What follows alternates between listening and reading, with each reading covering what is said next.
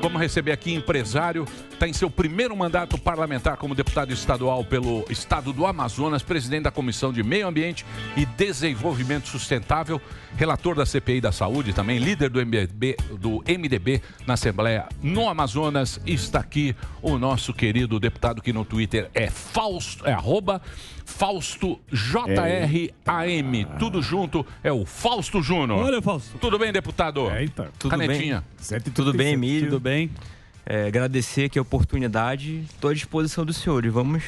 Aqui não é CPI, fica tranquilo. Pode ficar tranquilo que ninguém vai mandar te Eu prender, fui não. convidado, não convocado. Sim, Perfeito. foi convocado. Ô, deputado, como é que foi lá? Como é que tá sendo aí o primeiro mandato lá? Você que normalmente o cara, quando vai pra polícia, é empresário, né? Isso. Você mexe com o que lá no... Eu tinha um restaurante antes. Em Manaus? Isso, em Manaus. E entrei na política nessa fase, né, que o povo clamava muito por renovação, né? Sim. Eu sempre acompanhei a política, sempre apoiei, participei de campanhas e resolvi organizar a minha própria campanha, não apoiar a de outras pessoas. E graças a Deus deu certo. E a gente tem procurado fazer um mandato diferente, né? Um mandato em que eu sempre vi as pessoas se queixarem de políticos que não falavam aquilo que o povo gostaria de falar se estivesse no lugar. Sim. Então é nesse sentido que eu sempre procurei trabalhar. Certo. Tá certo. Mas aí, quando a gente vai pra política, o cara normal, você empresário, você chega na polícia e se decepciona, porque quando você chega lá, já não é mais o que você acha, é o que o partido acha. É o que o partido determina, o cara tem que fazer. Passou isso com você ou o partido trabalha junto com você, com as suas ideias, com o seu pensamento? Então, lá no Amazonas, pelo menos no âmbito estadual, não existe tanta interferência partidária entre os políticos. Pelo menos no meu caso, eu nunca tive imposições. Sempre pude optar pelo meu posicionamento. E isso, eu tenho certeza que isso tem me ajudado muito a trabalhar com essa liberdade e defender aquilo que eu acredito. Em relação a se decepcionar com a política, eu não me decepcionei tanto, porque como eu já acompanhava nos bastidores, apoiando, eu já entendi um pouco como funcionava o jogo. Então, eu já não entrei assim, cru, digamos assim, na política. Eu já entrei já com um pouco de noção de como é que funcionava. O jogo é feio, né? Existe uma sujeira muito grande, não somente no sentido de que o povo já sabe de corrupção, mas assim, também na questão familiar, na questão de jogar sujo, de você... Isso a gente precisa mudar na política, precisa não acreditar mais naquelas pessoas que vale tudo para ser político. A gente está político, mas isso cabe ao povo decidir. Não vale tudo para ter o voto. Claro. Não vale tudo para ser claro. voto. Não é? Ô, deputado. Pode ir, Marinho. Não, Manaus infelizmente ficou com os holofotes aí das atenções nacionais. O que foi, porra? Você falar direito. Risada da morgada é desconcertante, fazer o quê? Mas vamos lá. A conversa é a seguinte: Manaus, infelizmente, foi o centro das atenções, o foco aí do noticiário. Lamentavelmente, pela falta de oxigênio, aquela crise toda, que na ausência de atendimento logístico e da articulação logística entre o governo estadual e o governo federal, acabou deixando um vazio, um vácuo de cilindros de oxigênio. Até o estado de Bolívar, na Venezuela, ajudou a suprir essa carência. Vários empresários, o Whindersson, o Luciano Hang. E aí, afinal de contas, teve uma questão que o ex-ministro da Saúde do Amazonas teve, o Marcelo Campelo, né, teve na CPI, e disse que teve uma diferença entre o relato dele e o do Pazuello. Afinal de contas, no que isso vai acabar? Como é que isso está repercutindo em Manaus e se essa situação já foi contornada devidamente? Olha, hoje, graças a Deus, a situação da pandemia no Amazonas já está bem superada, já bem contornada. Nós já temos aí a volta do comércio de uma forma geral e graças à vacinação, isso não tem o que dizer. Mas naquele momento, o que aconteceu foi que existiu uma evolução muito rápida por conta da variante que surgiu no Amazonas. Variante pesada. A variante P1, né? A cepa. Foi isso que aconteceu. Você tinha ali os leitos numa taxa de ocupação de 60%, de 50%, que é dentro do normal, final de dezembro. E em cerca de 15 dias isso foi superar 100%. Chegamos a ter hospitais com 110% de pessoas no corredor, pessoas... Enfim, foi um momento muito difícil para o nosso estado. E houve realmente uma dificuldade muito grande, porque hoje no estado do Amazonas nós temos um problema que é a BR-319. Nós não temos ligação por estrada para o resto do Brasil, porque essa BR existe, mas ela já há mais de 20, 30 anos não possui o reparo necessário. Ela está em lama, enfim, não tem como trafegar nela. E Só avião. Só avião. E o oxigênio ele não pode voar em determinada altitude, precisa voar baixo. Então existe um tipo de avião específico para transportar o oxigênio ou através de barco que demora 15 dias para chegar. Então foi por conta dessa dificuldade logística que houve a região norte, Manaus é uma cidade espetacular. Lá é legal pra de caramba. Manaus, você sabe o que é, cara? Encontro Manaus, dos rios. não é. Manaus você pega o avião, você sai. Aqui você para em Brasília, aí você pega o aviãozão, aí você vai. Aí você vai e você olha aquela mata. De repente você vê uma cidade, né? Você vê aquela cidade no meio do Amazonas, mas tem esse problema de logística. O norte inteiro do Brasil ele tem problema de carga, de transporte, de toda dessa infraestrutura que não tem. E pouca gente conhece essa o Amazonas. realidade, né? Por exemplo, Samidana. Eu conheço. Pode perguntar. Você conhece nada. Pode perguntar. Então, beleza. Já tive mais de 10 O Rio vezes. Javari. Vou fazer uma pergunta de colégio pra você. O Rio Javari, ele tá na margem direita ou esquerda do Amazonas? Ele é um afluente, você aprendeu na escola. Olha lá, nem sabe isso. Esse rio não tem tá vendo? Vai pedir ajuda Você para o aprendeu Lorato. isso na escola. Mas tem O Javari é a direita. E os Solimões? a esquerda. E o negro? Olha lá. Mas também não sou tonto. Né? Olha lá. O cara nem sabe. O cara nem sabe. Eu já fui Vai falar pra você, Eu já fui deputado. para as Peraí. comunidades ribeirinhas. Deputado, Sami deixa de eu falar um índio. negócio Ele pra só você. de cocara, a gente vai Os caras aqui, Eu sou o os cacique cara aqui Sami, pô. não sabem nada do Amazonas Só paga e regra. quer meter o BD. Conhece Tefé? Entendeu? Quer meter o Tem BD. fé.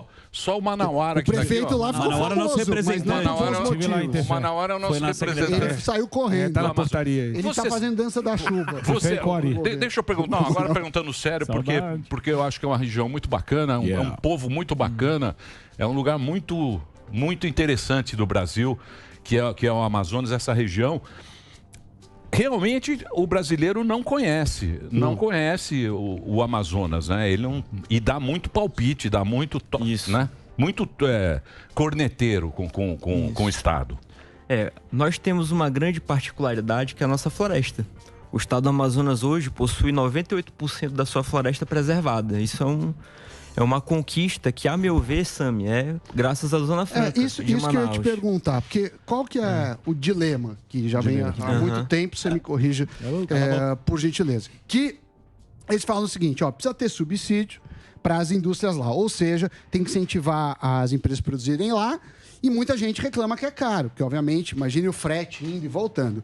E obviamente também tem uma briga de estados. E os amazonenses, pelo menos quem defende essa tese, fala, não, precisa ter isso, porque senão vai desmatar. E aí eu queria que você falasse um pouco disso e a que pé que tá, né? Porque a Zona Franca foi postergada, né? Mas algumas empresas saíram de lá, né? Isso. Você vê que eu tô por dentro. Eu não sei do Rio, mas das não empresas sabe nem eu os sei. afluentes do Rio Amazonas. Então, em relação à Zona Franca, existe um estudo da Fundação Getúlio Vargas que fala que a cada R$1 que é renunciado em imposto, existe um retorno de R$1,30. Isso segundo o estudo... Pro país ou pro Pro estado? país. Pro país. Devido ao investimento que é de feito. E segundo o IPEA, também existe uma relevância muito grande em relação a existir a Zona Franca e a preservação da mata. Eu acho que o importante é a gente comparar, por exemplo, o estado do Amazonas e o estado do Pará. Sim. Se você observar o nível de preservação do estado do Amazonas e comparar com o Pará, que não tem a Zona Franca, no Amazonas é muito maior. Entendi. Então, isso é um fato, não é uma questão de Mas a opinião, população né? do Pará é maior Ninguém também, sabe. É. Fausto, tudo bem? Deixa eu ler uma pergunta aqui do Fausto, Paim, que é um pouco mais da essa fera, esquerda. meu. Assim. Tá falando que você é presidente da Comissão do Meio Ambiente e Desenvolvimento Isso. Sustentável da Assembleia do Amazonas. O que acontece é o seguinte, se a gente pega sempre notícia internacional, o Bolsonaro queima a Amazônia, sempre tem esse problema ambiental. Exatamente. Teve um grande problema também com as ONGs de acabar com tudo isso. Você que está lá dentro, como que é o trabalho do presidente Bolsonaro e se ele é o genocida que queima tudo? É o Mourão que toca lá, né? Bom dia! Bom dia. Não, Ele que então, faz a gestão. o que acontece? Geralmente as queimadas acontecem no sul do Amazonas, que é o local mais próximo, que é onde já existe a questão do agronegócio, que é ali em Rondônia, dentro do Amazonas especificamente é muito pouco agronegócio. Existe sim um setor primário que acontece no interior do estado, mas em comparação com outras regiões no Brasil é muito pequeno. E a quanto anda a Zona Franca? Você está falando da Zona Franca. Lá eles montam moto. Né? Moto, a linha branca, linha branca, celular também. As fábricas são... A importância da Zona Franca, imagine que o estado do Amazonas tem cerca de 4 milhões de habitantes. Ela representa cerca de 120 mil empregos diretos e cerca de 400 mil empregos indiretos, né? Que são dos fornecedores, enfim. Então, existe uma importância em relação a empregos muito grande e também em relação à arrecadação do estado, que é praticamente mais de 90% da arrecadação dos impostos estaduais vem da Zona Franca de Manaus. Então, o estado realmente precisa da Zona Franca para existir, né? Economicamente. Entendi. Né? Porque senão o madeireiro vai lá, o cara que mora lá, ele exatamente. Hoje nós somos dependentes da Zona Franca. Ô, deputado, por que você, queria que você falasse para a audiência, por que você foi convocado para a CPI e a sua opinião dessa CPI da pandemia e se realmente ela vai resolver alguma coisa dos desvios da... Você acredita que ela vai resolver alguma coisa dos desvios do caso do Amazonas? Primeiramente, eu quero te agradecer pela pergunta, porque muita gente que é bolsonarista também. Muita gente tocou a bola. O Olavo que mandou a pergunta. É verdade. Porque muita gente que assistiu talvez não saiba por quê. Porque o motivo pelo qual fui chamado foi porque eu fui relator da CPI da pandemia da Assembleia e foi para falar do meu relatório, mas quase que em nenhum momento me deixaram falar do meu relatório. Praticamente, durante todo o meu depoimento, eu fui atacado, a minha família foi atacada também, pelo senador Omar Aziz, principalmente, porque existe um motivo muito óbvio. No meu relatório consta a Operação Maus Caminhos, que é impossível nós falarmos de desvio da saúde no Amazonas sem citar essa operação, que foi uma operação das mais importantes da Polícia Federal no nosso estado, e que essa operação, o principal alvo foi o senador Omar Aziz e a sua família. Então, foi no começo da pandemia. Foi 2016. Foi 2016. Foi antes da pandemia. E agora teve lá... 2015 e 2016. Ele era governador? Era o governador sucessor dele, que ele fez como governador, que era o seu antigo vice. Ele fez campanha. Mas no relatório consta que quem comandava ali o esquema de corrupção era ele e a sua saúde. Saúde tem muito... Segundo a Polícia Federal, não segundo ao meu relatório. Então, eu apenas constava no meu relatório isso. Mas o Wilson Lima, atual governador, virou réu pelo suposto superfaturamento de respiradores. E também que pé está essa situação? Também foi um caso investigado pela CPI, da qual fui relator, que foi a questão dos respiradores comprados na loja de vinho. Foi lá no Amazonas. Foi lá no Amazonas. E aí, o que deu isso aí? Há um processo já, ele virou réu, como disse o Marinho, no STJ, e a gente está aguardando o posicionamento da Justiça. O que aconteceu? Ali havia uma empresa que tinha os respiradores que não eram apropriados para aquele uso, era um respirador de transporte, e não para UTI. E havia aquela demanda de respirador por conta da pandemia, e essa empresa vendeu para uma segunda empresa, que é a Loja de Vinhos. Na época, eles venderam por R$1 milhão, 28 respiradores, e a Loja de Vinhos vendeu para o governo em 2 horas por R$3 milhões. E com pagamento antecipado. Então, para resumir bem, existe uma secretária envolvida que tinha interesse. E foi demitida, né? Foi demitida posteriormente também. Então, para resumir bem, esse caso foi mais ou menos isso. Houve um superfaturamento aí de mais de 200%. Isso está na Justiça. Está na Justiça. Mas isso era da CPI do Estado. Do Estado. E a sua opinião... Da qual eu fui relator. Então, em relação à minha opinião, é preciso a gente entender o papel de uma CPI. A CPI ela não serve para substituir o lugar do Ministério Público, não serve para substituir o lugar dos órgãos de controle, dos tribunais de contas. A CPI eu comparo como... Imagine que você é síndico de um prédio e aconteceu um roubo naquele prédio. Não é sua obrigação como síndico ir na delegacia e cobrar do delegado, meu amigo, e aí, cadê a investigação? Mas seria bom, os moradores vão ficar satisfeitos com a sua atitude nesse sentido. Mas a obrigação de prender o bandido é da polícia. Nesse caso, as CPIs, tanto da Assembleia como no Congresso, eu enxergo como os representantes do povo expondo para a população aquilo que a população gostaria de perguntar e encaminhar para os órgãos de controle. Não, precisa investigar isso, precisa investigar aquilo. Mas o que lamentavelmente está acontecendo é o interesse político por cima disso. Claro. É o interesse político de você vender a narrativa. Eu vejo assim hoje, eu até estava acompanhando algum Emílio, a repercussão da minha vinda aqui, e a gente vê muito aquela coisa assim, é bolsonarista, tem que ser... Viu, Marinho? Aquela polarização. Sim. Eu acho que enquanto a gente se preocupar mais em defender o seu político do que defender a boa política... Boa. Claro. A boa política. Claro. É nesse momento que o Brasil vai começar funciona. a caminhar. Eu posso te perguntar um negócio, deputado? Pergunte. Porque, Claro. porque você sabe muito bem que a floresta amazônica desperta Sim. a cobiça internacional desde sempre.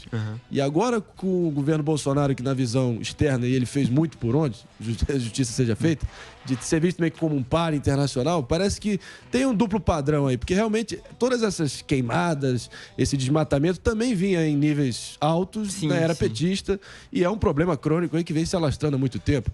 De fato, a gente tem notícia aqui que supostamente em mês de agosto foi o pior em 10 anos no mês de agosto em termos de desmatamento. O que o pessoal ali no chão, os locais acham? Qual é a percepção do momento sobre essa situação de desmatamento e a cobiça internacional? Porque o Bolsonaro sempre usa um argumento que até retoricamente funciona, né? Ele fala, vocês têm que olhar os franceses, alemães aí, nós preservamos proporcionalmente muito mais do que vocês. Vocês não têm... A cobertura vegetativa de vocês não existe quase, comparado a nós. E aí, como é que o pessoal, os manauaras, os amazonenses, sentem isso lá no dia a dia? Qual é a percepção? Olha, na prática é quase que imperceptível por duas razões. Por quê? Primeiro, nosso estado é muito grande. Então, nós temos dimensões continentais que você cabe aí praticamente mais da metade da Europa. A Amazônia, Que não sei quantos a países Amazônia são 5 milhões e meio de quilômetros quadrados. Ela vai de você comparar, ela vai de Portugal à Polônia.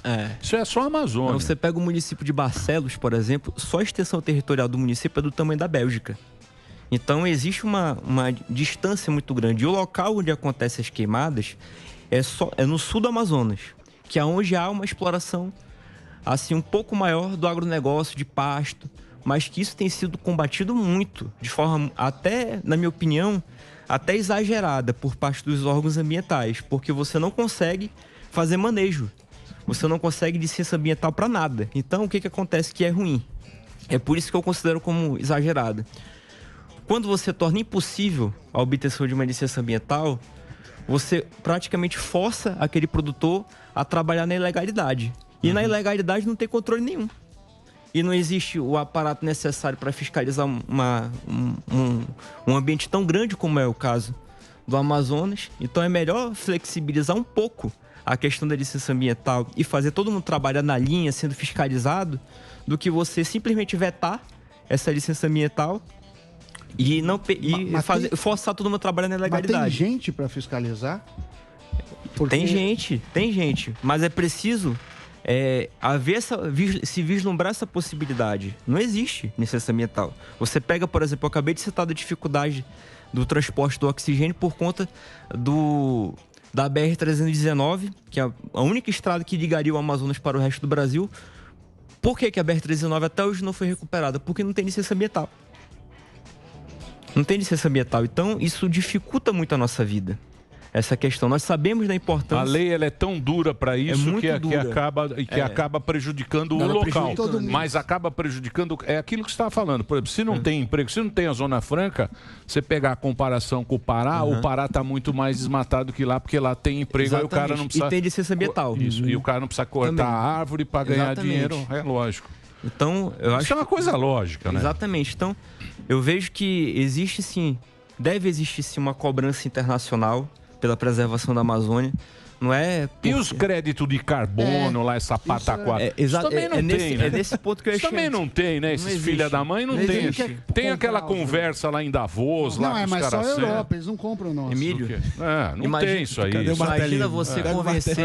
Que ia tirar o cheque, que nem ia mais investir no Brasil. Esse é um puta de um discurso que o cara vai, tem que ver lá. É o que a gente sempre falou. Tem que ir lá no Manauara pra você ver a realidade do cara. Não adianta aqui em São Paulo, em Davos, na Suíça, falar... O cara vai no Oscar Freire e não planta nós Oscar Freire querer decidir. Os mineiros aqui cheiram somente na floresta e esquecemos das pessoas que vivem ali. Exatamente. Imagina você conversar com uma mãe e falar, olha mãe, você não pode cortar essa árvore. E a mãe te responder, se for preciso cortar essa árvore para alimentar meu filho, eu vou escolher entre meu filho e a árvore. É banal é impraticável essa. O papo tá muito bom, hein? Fausto Júnior, deputado, lá do Amazonas. Você que nunca pisou no Amazonas, você tem a oportunidade de conhecer um pouco esse povo tão bacana, que é o povo do norte do Brasil, que é um povo muito simpático. Querido. Tem uma comida maravilhosa. Mulheres muito bravas. Sim. As manauaras batem em homens. Batem. Porra, as manauaras são as Amazonas. Mas mulheres lindas. Era matriarcado lá. Sim. Por isso que é tudo mansinho, assim, ó. Disciplinado. Você vê. Mas você não sabe das Amazonas? Pô, Disciplinado, na rasteira. Não é. Mas já fez muita festinha em bar. É um arroz com Deixa eu só fazer um break rapidinho. O Instagram e o Twitter é Fausto JRAM, que é Fausto Júnior Amazonas. Tá aí pra você, a gente volta depois do break. É só pra rede, Dedê? Então é só pra rede, a gente continua na Panflix. Reginaldo, é com você, meu querido. Regis. Vai lá. Perguntas do break? A Nívia tem pergunta. Tem pergunta, Nívia? Imagina, eu tô aqui representando um afegão médio que tá aprendendo, tem que ficar calado. Dia 1º de Vou passar vergonha, Por quê? né? Faz uma pergunta pro dia 1º. Eu não conheço a Amazonas, gente. Pouca gente conhece. Eu tô aqui pela briga, A gente eu quero Amazonas. ver confusão. Vou pegar o vácuo. Pouca gente conhece. Mas qual que é a pega? Posso falar? Você tá aqui sempre um deputado, né? A gente não sabe muito do que você fez e o que você faz, tá? Qual que você fez no seu primeiro mandato? Em ordem prática aí, passa aí o que você fez. E só aí, antes, até agora. só rapidinho, só antes, e definir, você falar pro povo que ainda não te conhece, as pautas que você defendia, por que você foi eleito? Então, eu sempre defendi principalmente o interior do estado, porque o que acontece? Manaus é uma cidade-estado. Dos 4 milhões de habitantes, 2 milhões e meio moram em Manaus. E 1,5 milhão é dividido em todos os municípios do Quarta interior. capital mais rica do país. Então, o que eu sempre vi, e até a minha família tem uma ligação forte com alguns municípios, eu sempre vi que o interior ficava bem desassistido. Então, no início do meu mandato, eu sempre andei por vários municípios. Eu sempre procurei tentar melhorar um pouco essa desigualdade, levar um pouco de oportunidade para o interior. E isso a gente percebe que essa questão da licença ambiental, e até por isso que eu briguei tanto para ser presidente da Comissão de Meio Ambiente da Assembleia, tem dificultado muito a vida, porque é possível sim você explorar de forma sustentável a floresta. Por exemplo, a gente defendeu com muita veemência a questão da exploração do gás natural no Amazonas, que é algo feito por uma grande empresa, que no caso é a Eneva, uma empresa listada na Bolsa de Valores, e tem sido um modelo de exploração sustentável. E existem muitos outros ativos que poderiam estar sendo utilizados, também explorados. Essa semana mesmo, Sami, houve uma notícia do risco de desabastecimento no Brasil por conta da falta de fertilizantes. Eita. Sim. E isso poderia ser equacionado usando a grande reserva de potássio que existe no estado do Amazonas, que é uma das maiores reservas do mundo. Tem potássio pra caramba. Do mundo. E se tivesse sendo explorado, que não está sendo, mais uma vez, por conta de falta de licença ambiental, o Brasil seria autossuficiente. O Brasil é o maior comprador do mundo de fertilizante. A gente produz e a gente tem que Então, mas deixa eu falar. O grande problema dessas coisas, eu acho que são as narrativas. Narrativa. Porque começa já do defensivo agrícola com o agrotóxico. O agrotóxico. Isso. Começa já com o nome. Quando tem dois nomes muito assim, você fala, opa, alguém está brigando por isso e alguém está tentando enfiar uma história na minha cabeça. Porque o nome é muito agrotóxico e o outro é muito defensor. Então, esse é que é o grande problema, porque é uma questão técnica. É uma questão técnica disso. Só que a gente, que é o afegão médio, que nem a falou, que a gente não entende muito, você fica perdido.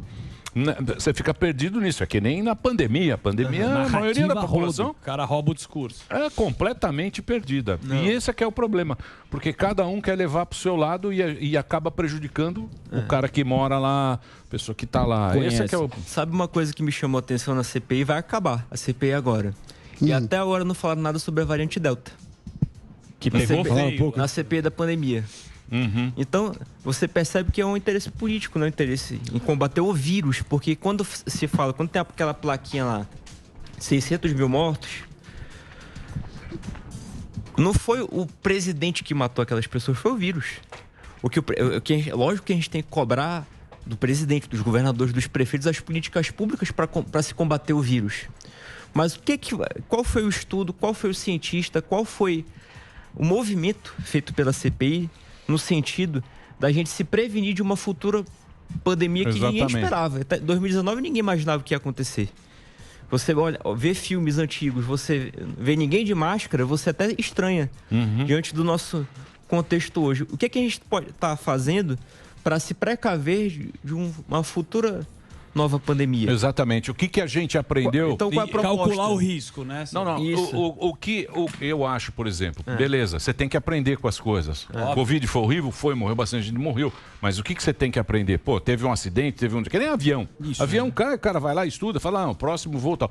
Com essa CPI aí, eu não sei também como é que vai ser no mundo. O que a gente vai aprender para a próxima? Para se proteger. Para a próxima pandemia. O que o cara fez de errado? O que o cara fez de certo? Onde é que o dinheiro foi errado?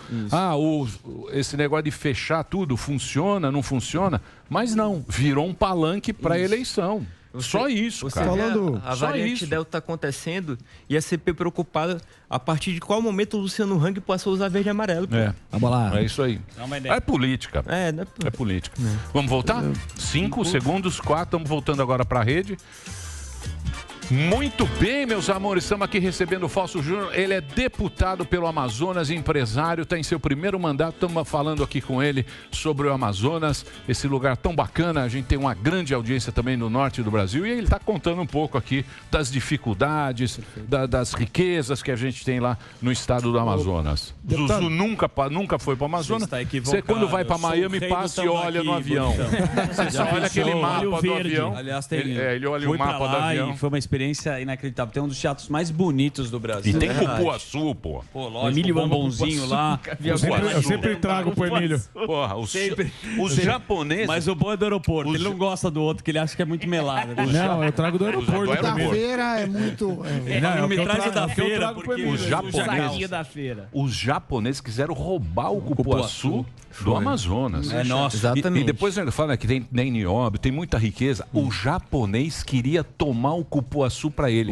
Imagina o que tem de riqueza lá. O valor disso. Você sabe dessa história, Sei. né? Do cupuaçu. Sei. É só quem é da região que sabe. Os caras queriam tomar. Patentearam Patentearam o cupuaçu como cupuaçu. japonesa. Falar que é deles, né? Tomar cuidado. É, bicho. Vocês dão risada. Os caras ele aqui... cupuaçu, Rastaquera, adoro cupuaçu. Não. O japonês quis patentear o Lá é cupuaçu. nosso. Agora imagina, Plantar se em o cupuaçu tem interesse, imagina o que tem de minério, que tem de coisa lá. Outras coisas. Ouro. Aquífero, Bicho. É. Mas vamos lá, deputado. Não vem não com essa conversinha, não, de Você passa faltou 3 pomadas na oxigênio. cabeça. Tem que ir lá no O Brasil não tem local. pullover, Marinho. Tá bom, então. Vamos que Ô, vamos, deputado, doutor. mas deixa eu perguntar um negócio pra você agora, falando já. sério, que a gente tá falando com o local. O povo de lá, ele se ressente disso, do brasileiro não conhecer a realidade da região? Com certeza. Nós temos um povo que se orgulha muito de tudo que a gente tem, todas as riquezas, seja não somente as riquezas minerais, como tem se falado, mas riquezas culturais também. Claro. Nós temos lá o Boi Bumbá em Parintins, temos o Teatro Amazonas, temos a nossa culinária. Eu, particularmente, tenho muito orgulho de ser amazonense e a gente vê que essa falta dessa possibilidade de outras pessoas de outros lugares poderem conhecer mais o Amazonas. Muita gente que imagina o Amazonas só como um mato, e não é bem assim. Exatamente. Nós temos uma grande cidade, nós temos, enfim, uma grande riqueza cultural, como eu já falei anteriormente, que eu acredito que precisaria ser mais explorada, mais divulgada. O deputado, o Emílio falou de interesse político, o Zuckerman de eleições, e eu não posso deixar de perguntar, porque mês passado, dia 14, saiu uma pesquisa do Instituto Perspectiva, Mercado e Opinião, que indica que no levantamento espontâneo, o Bolsonaro ainda tem uma ligeira dianteira em relação ao Lula. No estimulado, que ele dá os nomes, fornece os nomes, o Lula assume a dianteira. E no hipotético segundo turno, Lula, acho que 4 pontos à frente do Bolsonaro no Amazonas, que é talvez um dos estados onde ele melhor performou em 2018. E a região norte como um todo é uma região ainda que ele retém muito apoio, né? Afinal de contas, fator Lula em 2022 em Manaus, no Amazonas como um todo, como é que você está vendo isso? Olha, para falar do Bolsonaro e do Lula, a gente precisa ir também para falar de pesquisa. Eu não acredito em nenhuma pesquisa assim no meio do mandato. A gente precisa primeiro ver como é que vai terminar. Sim. Que É só uma entender, foto do momento. É só uma coisa muito circunstancial. Sim. Então, eu acredito que o próprio Bolsonaro, que performou, como você disse, muito bem na eleição, ele não aparecia em nenhuma pesquisa como na dianteira, antes da eleição de 2018. Então, é preciso discutir um pouco. Algumas pesquisas, existem estudos sérios, a gente sabe disso, mas eu vejo que depois de tudo que aconteceu, e agora eu vou dar um posicionamento político meu próprio, depois de tudo que aconteceu com o PT, e o PT voltar ao poder, a gente vai estar chancelando a Lava Jato, tudo que foi descoberto naquele momento, e falar, não tem problema, mesmo assim a gente te aceita no poder. Então, nesse ponto, esse é o meu posicionamento contra o PT. Agora, em relação ao Bolsonaro, é preciso, e eu acredito que a gente tem que, como eu falei anteriormente, superar essa questão de defender o seu político e propor uma boa política e cobrar aquilo que tem que ser feito. Mas o Lula tem apoio lá, a pergunta principal é essa. Você sente que o Lula tem um apoio consolidado existem pessoas que querem colar no Lula para tentar se salvar politicamente, como é o caso do senador Omar Aziz. Ele anuncia... Não, ele fala publicamente. Ele fala publicamente que ele quer ser o candidato do Lula, que o Lula vai reelegê-lo. Deputado, indo um pouco mais para a sua área de sustentabilidade, você sabe que tem muitas ONGs com esse propósito, ONGs que vivem de dinheiro público. Por quê? Porque você faz uma doação, isenta o imposto, o imposto não vai para o governo, vai para a ONG. Então é a mesma coisa do que o dinheiro da população. Às vezes a gente tem a impressão que algumas não são bem geridas. O que você tem feito, ou tem projetos para fiscalizar melhor? Porque deve ter, como qualquer área, sérias e não sérias. Mas sendo dinheiro público, merece uma Quantas ONGs tem no Amazonas? Milhares, eu não tenho nem noção. É ONG para tudo que é canto. E vou dizer uma coisa para você, deputado. Já que você está aqui, Samidana gosta de dinheiro, Zuzu também, eu estou aqui na mesinha do dinheiro. Da turma do dinheiro. Se a gente monta uma ONG, pegar uma ONG, pelo bem do... Pelo bem do verde. Toba Sem Fronteiras. Não, Toba Sem Fronteiras não. Pode ser pelo bem do verde. Pelo verde, green. Né? A gente monta uma ONG. A gente pega o dinheiro... De imposto que a gente ia pagar, dos nossos amigos. E a gente racha o nosso salário. Sim. Ninguém se mete nessa ONG. Então, deputado, você já está convocado. Que tá ajudando. Faz uma coisa bonita aqui, tal, aquela música. O drone passando. O tambor, o carrapicho fazendo a trilha. O drone passando por cima. Vamos preservar isso para o bem da humanidade. Doações. Nós vamos para a Europa. Faça um pix. Já está beneficente. Vamos com o Samidana. Vamos para a França. A gente vai ver as melhores práticas. Na Arábia Saudita. Pega uns contatos do Lula. Não, fazemos um jantar bonito na França. Pegamos o dinheiro da turma, voltamos para cá, rachamos essa grana e a turma continua lá. Esse é que é o problema. Porque tem gente séria também. Tem gente séria, mas tem muito picareta. Quem fiscaliza isso? É dinheiro nosso. Você percebe o interesse das coisas. Eu não tenho exatamente agora o dado exato de quantas ONGs existem para defender a Amazônia. Mas eu tenho certeza que esse é um número muito maior do que as ONGs que existem para defender a fome. As ONGs que existem para defender, enfim, problemas que não têm uma rentabilidade, digamos assim. A Gazeta do Povo tem uma reportagem que fala 15.900 ONGs. Gazeta do Povo, uma reportagem de 26 de agosto de 2019. Só para a Amazônia. Sim. A gente estava abordando um pouco a corrupção e tem um documentário na Netflix que chama Bandidos na TV, Wallace, que foi um político e um apresentador lá. Como é que tá a segurança lá em Amazonas e se ainda tem esse problema da corrupção, assim, a política lá? Eu queria que você falasse. Boa pergunta. Então, hoje a segurança do Amazonas, como acho que em todo o Brasil, existe um problema gravíssimo em relação ao tráfico de drogas. Eu, nas minhas viagens para o interior, pude constatar que tem rios em que não existe polícia pela baixa quantidade de policiais, né, no contingente, e que são dominados pelos piratas. O que são os piratas lá? São traficantes que ficam ali aguardando a rota do tráfico que vem de países como a Colômbia, como o Peru, que são produtores... Tem a Amazônia peruana. Isso. Então existe uma espécie de canal do Panamá do tráfico de drogas, que é o Rio Amazonas. Sim. Que é produzido ali, vai pelo Rio Amazonas e desembarca no Oceano Atlântico. E existem também os piratas, que são aquelas pessoas que estão ali para roubar essas cargas. Caraca. Então imagina a população ribeirinha que fica no meio desse fogo cruzado.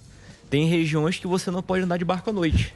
Que loucura, hein, deputado? Então, isso tem sido combatido, já existe um investimento grande por parte do governo, tanto federal como estadual, mas é preciso que seja feito um investimento grande na Polícia Federal, no Exército, enfim, um esforço para que seja reprimida essa situação. Quem conhece bem essa região é o Exército, né? O Exército sempre isso, está lá. O Exército tem sido o principal ator nesse processo, mas antigamente existia a base Anzol, que fica ali na região de Tabatinga, que é a tríplice fronteira, né? Que é um município que é interessante, que ele faz fronteira com o Peru, com a Colômbia e com a Bolívia. E com a Bolívia, no mesmo município. O deputado, eu lembro foi desativada essa base. Na eleição americana. Foi desativada? Foi desativada. Por quê? Na época por falta de recursos, no período do PT ainda. Entendi. Na eleição americana do ano passado, deputado, o atual presidente Joe Biden chegou num debate presidencial com o Trump para aventar a possibilidade de ter um fundo bilionário para poder financiar ali a preservação da Amazônia.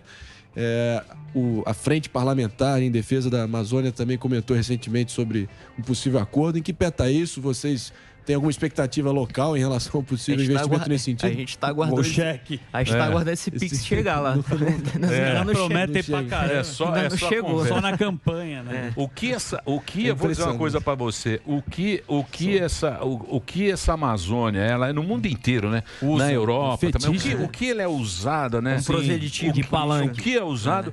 E vou dizer uma coisa para você. É só deixar que o Manauara resolva, porque lá eles sabem, eles conhecem, eles vivem aquela região e é um povo muito competente, muito honesto e muito bacana. Deputado, eu fiquei muito feliz de você vir aqui, trazer pra gente, aí levar que a gente tá falando em rede nacional, tá falando no Brasil inteiro, trazer aí as suas histórias, suas propostas aí e conte com a gente aí. Que é isso. Conte com o programa aí pra gente. Manda Cupuaçu pro Emílio. É isso aí. Cupuaçu chama do aeroporto. Não vai não será promessa da feira. Vou mandar sim. O bom do Cupuaçu é aquele que vem melado. E o tucupi também. É o que vem melado. É muito bom. Mas e o tacacá, mas tem que tomar cuidado. Tacacá. Deixa eu mandar um abraço aqui para nossa grande audiência do norte do Brasil aí, dessa região fantástica. Tem muita rádio aí transmitindo a Rede Jovem Pan. Obrigado, viu, deputado? Obrigado pelo papo e conte com a gente. Ó, para você acompanhar o trabalho do deputado, você entra no Instagram dele, que é Fausto Júnior, Fausto JR, né? AM, que é Amazonas. Fausto Júnior Amazonas, o Instagram e o Twitter. YouTube dele é youtube.com/Fausto Júnior AM também. Você entra lá e tem todas as informações e todos os detalhes.